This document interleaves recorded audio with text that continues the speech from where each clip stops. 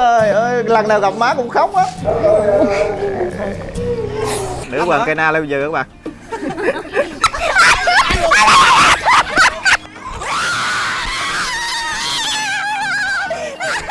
Ở Việt Nam, Út Mini là cô bé lùn đầu tiên của Việt Nam mà sở hữu được cái nút bạc như thế này. Chúc mừng một cô gái bé bỏng. Cảm ơn anh Phú rất là nhiều.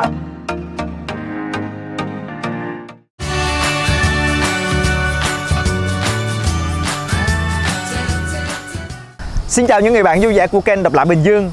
Kính thưa các bạn, 5 tháng trước Phú vượt cây cầu đó để tìm về nhà Út Mini, đón Út Mini lên làm việc tại công ty Độc Lạ Việt Nam của Phú. Rất là may mắn Út Mini của ngày hôm nay đã đạt nút bạc của YouTube. Đây là cái nút bạc của Út Mini. Kênh Út bây giờ là có bao nhiêu sub rồi? Kênh em 1.007 sub rồi. 107 sub rồi. 107 ngàn. 107. em bối rối. Kính thưa bối rối với em nói không nên lời.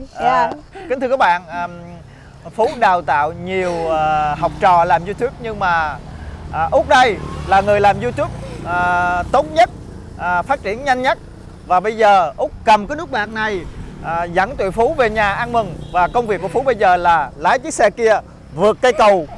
Nó cao như là, nó còn cao như là cái cầu mà cao hơn cái cầu Mỹ Thuận. Bây giờ là Út với Phú sẽ leo lên xe ha, vượt cây cầu đó để tìm về nhà Út Mini. Và chúng ta sẽ làm gì? Chúng ta sẽ ăn mừng thôi. Trời mở tiệc ăn mừng. Rồi cả hai cùng đón xem nha. Mỗi lần về nhà Út là mỗi lần thốt tim. Lần thốt tim thứ nhất là cách đây 5 tháng rồi. Đây là lần thốt tim thứ hai. Phú sẽ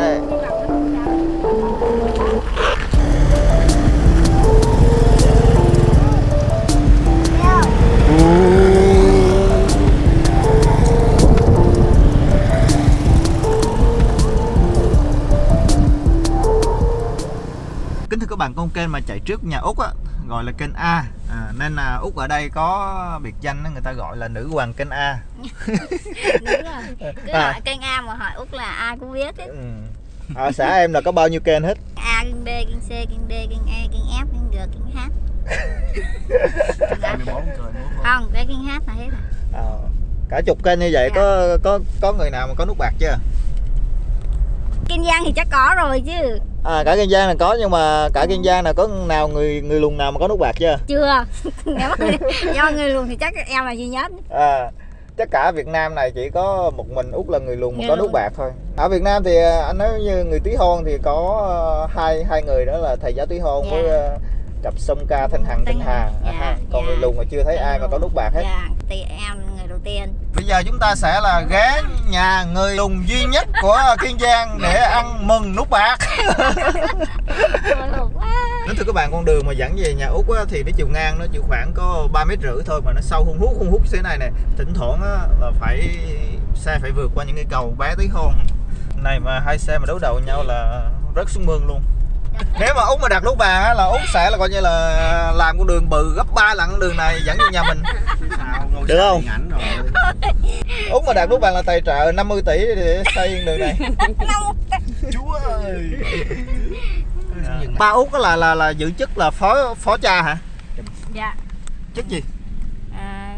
Ý là cha xong rồi tới ba. Cha xong tới ba. Dạ. Gọi là cha phó. Cha phó là phó cha đó.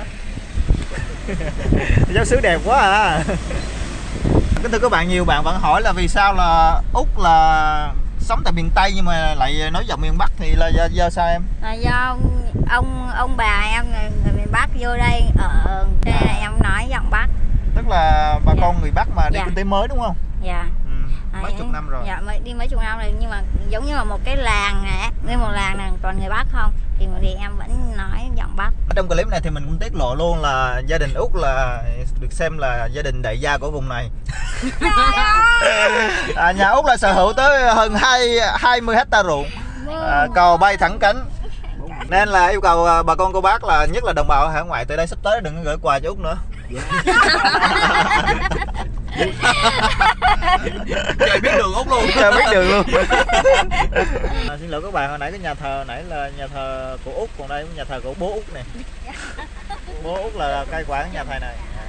Giới thiệu lại quý vị các bạn, ai mà muốn tìm tới mà thăm Úc thì nhà Úc nằm ở cây số thứ 10 của kênh A, thuộc xã Tân Hòa, huyện Tân Hiệp, tỉnh Kiên Giang. Đây rồi. Tới nhà em này chung. Trời ơi.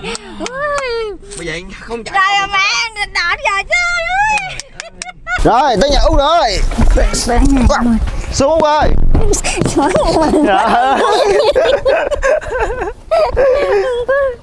Đó, tìm ai vậy? Tìm người đầu tiên muốn tìm là má. Tìm bác trời. Khóc nữa hả? Trời ơi, lần nào gặp má cũng khóc á. Dạ. Lấy nước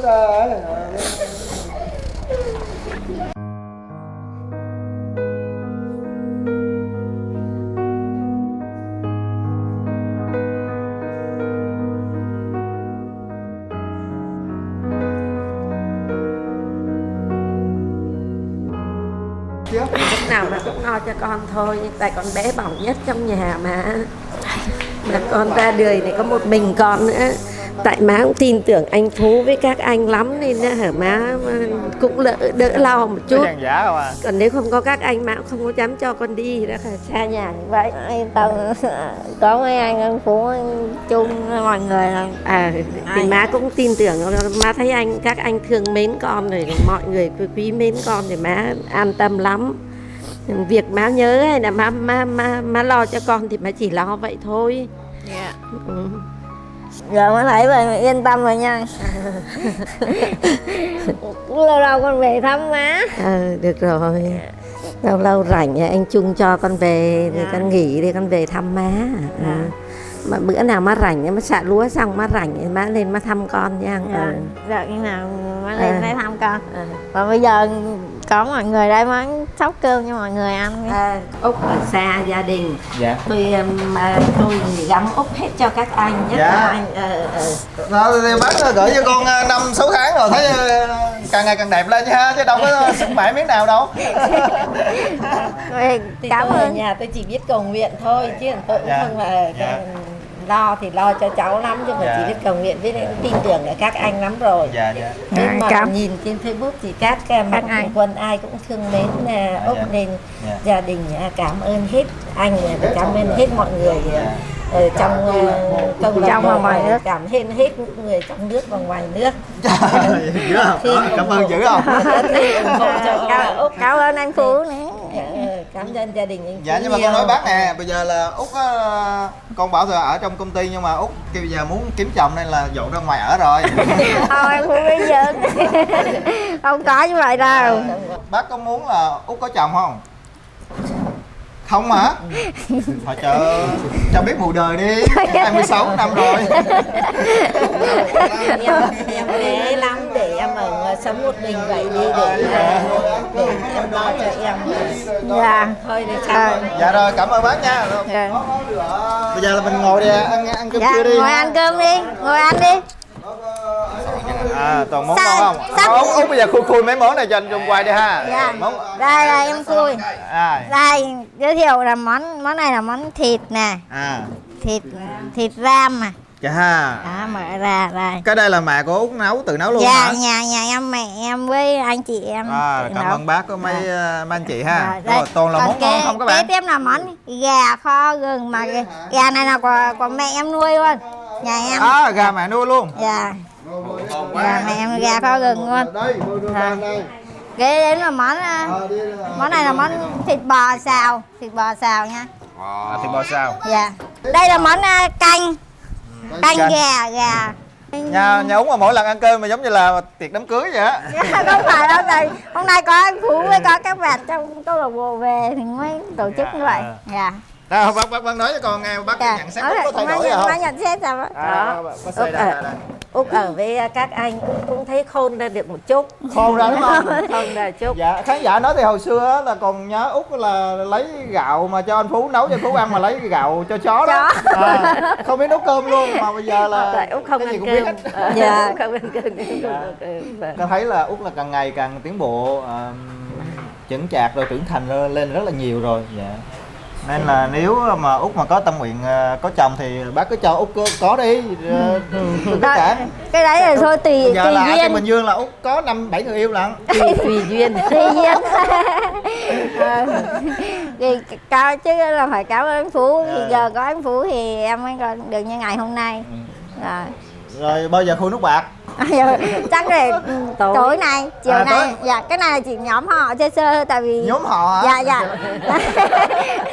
Này chỉ nhóm họ thôi, còn tối nay mới là bắt đầu chính tiệc. Nhóm họ rồi chính tiệc giống như đám cưới vậy hả? Rồi ngày mai thì đưa dâu. Dạ rồi. Rồi bây giờ là chúng ta ăn trưa ha. Ăn trưa thôi. Rồi. Dạ.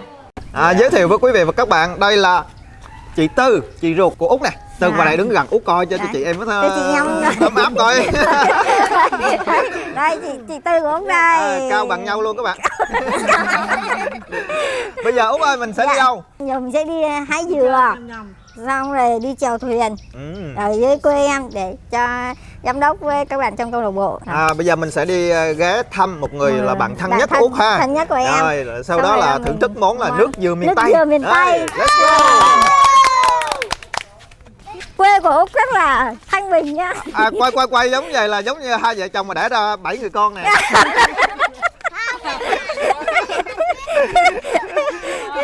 Kia là cái vỏ đó, cái vỏ. Cái vỏ để bắt cá đó.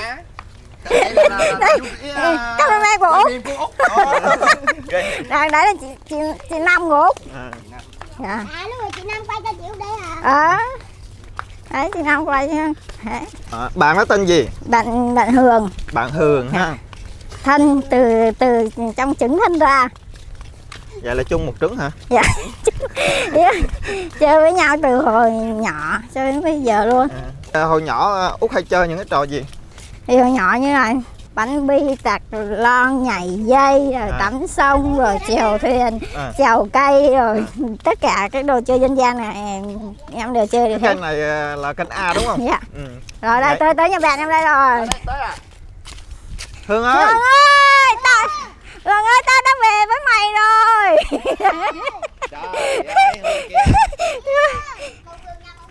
Mộng Hương. Mong ơi. Dắt ra ngoài sau này, cảnh đẹp quá trời luôn. Cho thăm nhà Hương nha. Đi rồi, vô nhà bạn Hương. Trung ơi, cho khán giả coi cái cánh đồng mà phía sau nhà Hương này. Đây. Ra đây. Ủa cái nuôi heo đó hả? Có heo. Ok con heo. Ok con heo. Các bạn thân mến, mình xin giới thiệu là nhà Út là có 25 hectare ruộng, giàu nhất ở vùng kênh A này. Đó, ruộng bát gác đây là ruộng nhà Út nha. Ủa là nhà ruộng nhà em đâu? Ủa gì hả? Còn ruộng nhà Út ở bên kia. Bên kia hả? Em bao nhiêu hectare? 13. Trời ơi, toàn là đại gia không à? 15 hectare. Giới thiệu với quý vị, đây là Hương, chủ sở hữu của 15 hectare ruộng. Chưa có người yêu đó. Trên kênh Độc Lạ Bình Dương mà nếu mà ai muốn làm chủ ruộng thì liên hệ cô này. Nên là Út. Út là 25 hectare nha các bạn. Út là 25 hectare. Chuyển qua cho em. Quý như nhà Út là 25 hectare ruộng thì một vụ mình thu hoạch thì khoảng được bao nhiêu tấn thóc? Một công là thường là 1 tấn. Theo tùy theo vụ thôi. Ở vụ này thì nó đã trên 1 tấn 1 công. Vậy như là mỗi vụ vậy là nhà Út là bình quân là 25 tấn thóc. Trời ơi, ăn gì cho hết. Rồi bây giờ hái dừa uống nha. Nè các bạn thấy không? Cái cây dừa ở miền Tây nó cũng lùn như Út Mini vậy á. Dạ nha, anh đố lắm nha. Cái đây là cái gì? Cái gì? Đồ xúc rác, giỏi dữ ta. Mới đầu mình đã nghiên cứu không biết là cái gì luôn. Giới thiệu với quý vị nha, đây là cháu ruột của Út nè, tức là con của chị Tư. Kìa anh Trung. Út chưa có giờ hái dừa, bây giờ Út hái dừa là đầu tiên nha. Để thử hái như thế nào nha. Đúng không? Đấy. Đó. Nữ hoàng cây na leo dừa các bạn. Đó, quay dưới qua lên. Đây. Wow, Út đã tới được cái dừa rồi. Đâu. Giữ cái gì cái thang nha. Đừng có giống như tấm cám mà bỏ. Cố lên đúng ơi, cố lên, cố lên, cố lên. Mẹ được rồi. Đây. Lần đầu tiên mẹ được quả dừa rất là sung sướng. Ê, đừng ra, té bây giờ. Rồi, đi anh. Rồi, cảm ơn Út nha. Rồi, bữa dừa ra 7 đứa uống. Cái cây này cái trái gì nhìn lạ Út? Cái trái này là trái sambuche. À, sambuche là mình hay ăn ở trên mấy tiệm sinh tố đó hả? À đúng rồi, sinh tố đây này, nó đây nè anh Phú. Đây, quả đây. Nhưng mà nó còn xanh quá, chưa có ăn được. Xanh và non hả? Đó, nhà đây. Nhiều gà ha. Gà. Gà con cây đã tay. Đấy, ở quê này cứ nuôi gà vậy đó. Nhà nuôi gà kia. Nghe nói là khách nào tới Hương cũng bắt con gà nướng ăn hả? Đúng rồi, cứ khách nào tới là nó bắt gà nướng ra ăn. Tí nữa. Hương. Bây giờ tới tiếng 10 gà đi, bây giờ 7 đứa đi chụp gà. Rồi, qua nhà Hương thì Hương sẽ khao gà, nhưng mà Hương bảo là tụi mình nếu mà bắt được gà ấy mình mới cho ăn. Rồi bây giờ ví dụ Hương bây giờ mà bắt được 2 con là ăn hai con đúng không? 2 con. Rồi. Bắt 3 con ăn 3 con nha. Nếu mà ăn không hết là đem về Bình Dương nha. Rồi. Sao miễn cưỡng vậy? To đi. Kính thưa quý vị, bây giờ Phú thèm gà quá. Hương là đưa ra thử thách là nếu mà bắt được con nào thì cho con đó, nên là bây giờ Phú với 7 chú lùn sẽ đi bắt gà. Đấy. Im nha, im. Nhưng mà phải đứa một lùa kia. Nè, chú ý cái con chủ gốc dừa nha. Phục vô đây này, phục vô này. Đây. Rồi, đâu đó đi ơi.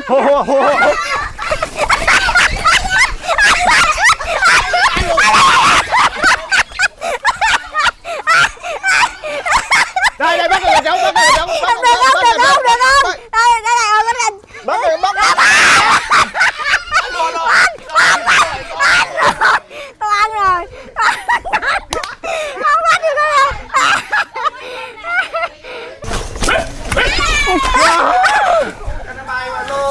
Đúng là vườn rộng rau thưa khó đuổi gà. Qua bên kia kìa,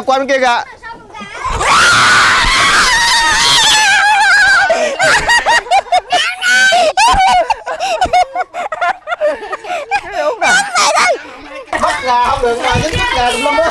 Ai đi cướp kìa. Trời. Các bạn có ăn chuối không các bạn? Dầu có ăn chuối cho các bạn ăn nha. Quay, thôi không được đâu, quay tới quay. Bây giờ cho các bạn đi nhảy coi. Không. Sao tới Huy? Trái 50 á. Hải Huy còn yếu thế này. Rồi bây giờ tới người khác. Anh Hải. Anh Hải thôi. Đâu Hải cao như vậy? Nhưng mà giờ Út với Huy thường là đi siêu thị hay gì mà đồ cao quá ấy, thì là Út với Huy có cái vào này. Huy. Đây ra. Bé Huy này, đó đi siêu. Đó, mấy cái meal mà Út với Huy đi siêu thị ấy, đồ trên cao quá. Là Út phải bế Huy lên như vậy đó. Là hả cho chị. Và bây giờ Hải sẽ đút chuối cho vợ ăn nha. Cái cùi này đúng không? Giờ chặt sao? Sao ngon không? Chú ngon. Sao ngon không? Chuối miền Tây rất là Không biết dừa không anh bạn? Có trái chuối mà anh vợ nó ăn hết thì đút cho heo. Anh Hải làm gì anh Hải? Cho heo ăn. Coi chừng nó táo cái tai á. Heo mà đúng là biết luôn, nằm ăn. Cái đây là lá gì? Cây mồng tơi. Nghèo rớt mồng tơi. Nghèo rớt mồng tơi, còn đây là cây chanh. Nó bị đột biến à? Còn cái Cái này cái gì? cái này ngò gái. Giờ đố Huy nha. Cây này cây gì em? Cây trầu. Ồ, dở ha. Cái trầu Bây giờ Phú sẽ ngắt 2 lá trầu tặng cho cái cặp uyên ương sắp cưới nhau. Cái cây này là cây cà. Cây cà. Cây này cà tím, cây này cà trắng. Đã hay, về miền Tây đủ hết cây trái. Kính thưa các bạn, bây giờ Hải sẽ chở mình đi cày ruộng ha.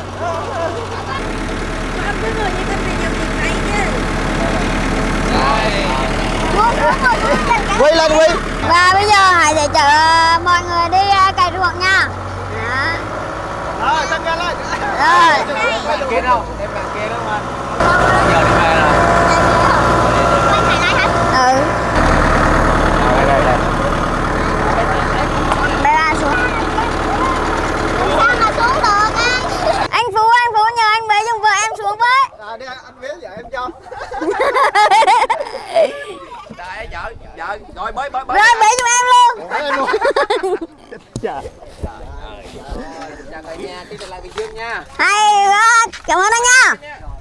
Bây giờ Phú sẽ dắt 7 bạn đi chèo thuyền. Bạn nào biết bơi để mới chèo nha. Dạ em biết bơi. Ai biết bơi? Một. Em. Quy, Út.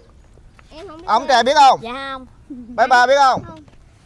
Chị Hai không luôn. Nè, em biết sơ sơ. Thôi sao không được. Ông này biết không? Dạ không. Sao? Chỉ có bây giờ chỉ có Út với Huy. Sao mà gái miền Tây quê miền Tây đâu mà không biết bơi chị trời. Em đợi miền Tây đâu xem bơi mà. Em Vũng Tàu. Chúng ta cũng gần biển. Có nhiêu Rồi, chơi có nhiêu. nhiều chơi nhiều. Cái này là trên hàng an toàn. Dạ.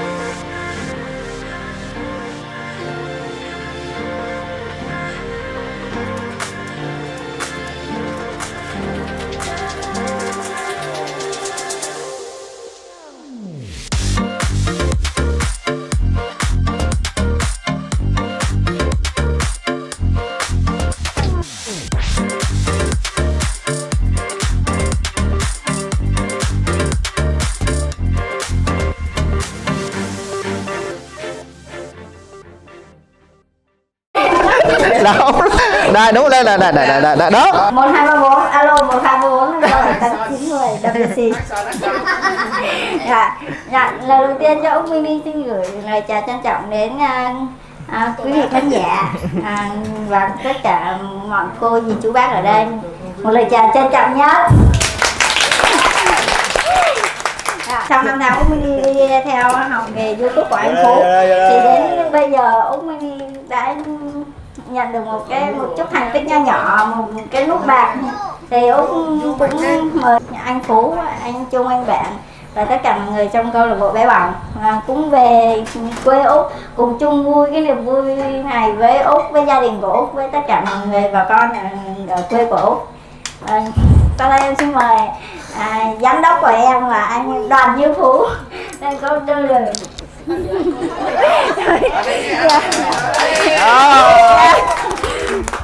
Em cứ đứng đây đi. Dạ. Dạ kính thưa ba mẹ của Út Mini và kính thưa các bác, các chú, các cô, các anh, các chị. Em xin tự giới thiệu, em là Phú, đến từ kênh Độc Lạ Bình Dương. Cũng là người hỗ trợ Út trong thời gian qua trong lĩnh vực là làm YouTube. Phú vẫn còn nhớ là cách đây khoảng 5 tháng trước là từ một cái tin báo hay một cái tin nhắn của Út gửi về cho Phú nói là em là Út Mini ở dưới Kiên Giang, em có thể là lên cái kênh của anh được không? Em muốn là được nói chuyện, được tiếp xúc và được nhiều người biết đến đó.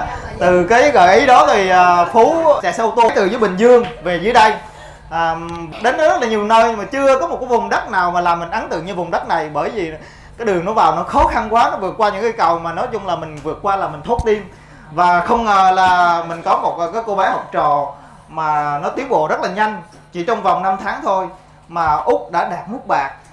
Thú thật thì kênh Độc Lạ Bình Dương hay là ở công ty Độc Lạ Việt Nam là đào tạo hơn 10 bạn làm YouTube, nhưng mà chưa có bạn nào mà phát triển nhanh như Út Mini đây.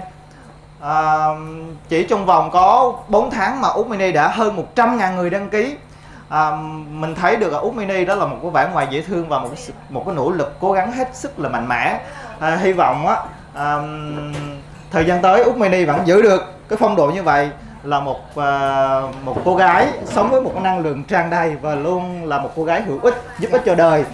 Anh cảm ơn em đã mang đến cho kênh Độc Lạ Bình Dương, cho công ty Độc Lạ Việt Nam một cái luồng gió mới rất là vui vẻ, tràn đầy năng lượng. Anh chúc em là sắp tới sẽ tràn đầy niềm vui và có thể là cưới một ông chồng rất là ngon. Rồi, tặng chú. Rồi bây giờ Út Mini khui nước bạc đi. Đây là cái nút bạc gửi từ Singapore. Nút bạc của Google là trụ sở tại Mỹ nhưng mà có chi nhánh tại Singapore gửi về cho Úc Mini. Mình tin là ở Kiên Giang này nha, rất ít người có được cái nút bạc này, và gần như là ở Việt Nam Úc Mini là cô bé lùn đầu tiên của Việt Nam mà sở hữu được cái nút bạc như thế này. Chúc mừng một cô gái bé bỏng. Dạ.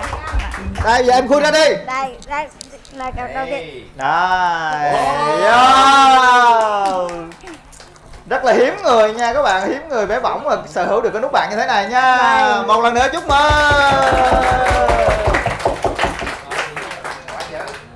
Thú thật thì đây là cái nút bạc mang dòng chữ là Công ty Độc lập Việt Nam.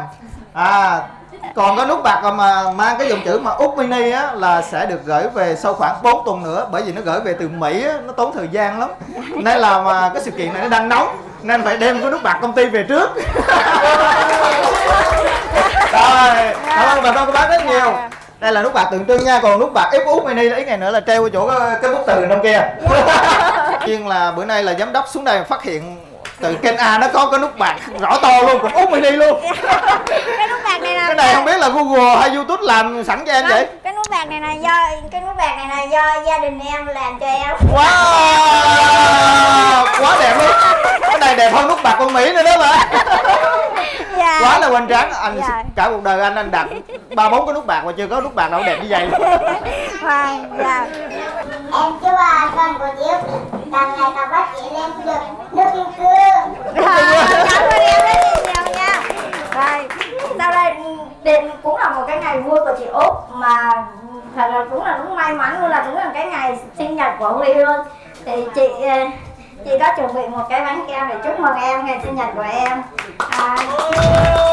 Chúc em ngày sinh nhật sắp tới này của em sẽ đạt được nhiều thành công hơn, cho em sức khỏe, rồi cho em sắp tới là em cũng được một cái nút bạc giống như chị vậy.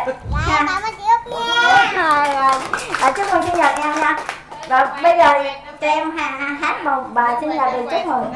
Mừng ngày sinh nhật của Huy, mừng ngày sinh nhật của Huy, mừng ngày đó Huy sinh ra đời, happy birthday to you.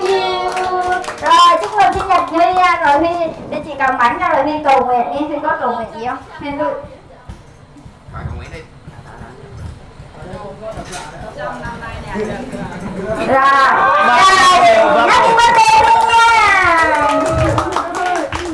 Rồi, bây giờ mời tất cả bà các cô bác, cô chú anh chị hãy cùng thưởng thức một bữa cơm thân thật và bố mẹ Út tổ chức cho Út. Xin cảm ơn cô chú anh chị rất là nhiều. Rồi, cho em nhạc lên đi.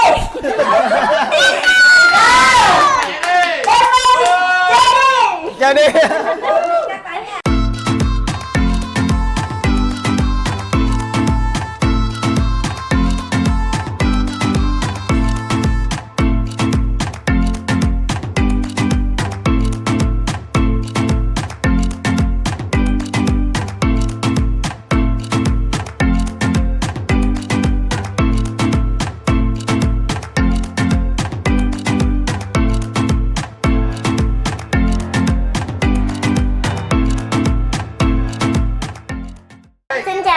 Cô bác anh chị ở đây và cô bác anh chị em ở đang coi trên kênh Độc Lạ Bình Dương. Cô chủ nhỏ hôm nay thì ngày vui của Mini nên là ngày vui của Mini ngày vui của em nhận được nút bạc nhưng cũng là ngày vui của em rồi. Nên là chị hai chúc em thành công hơn nữa nha. Trên con đường làm YouTube đạt được nút vàng. Em cảm ơn chị hai rất nhiều. Để chúc mừng em thì chị hai hát một bài bolero tặng cho khán giả và cô bác anh chị ở đây ạ.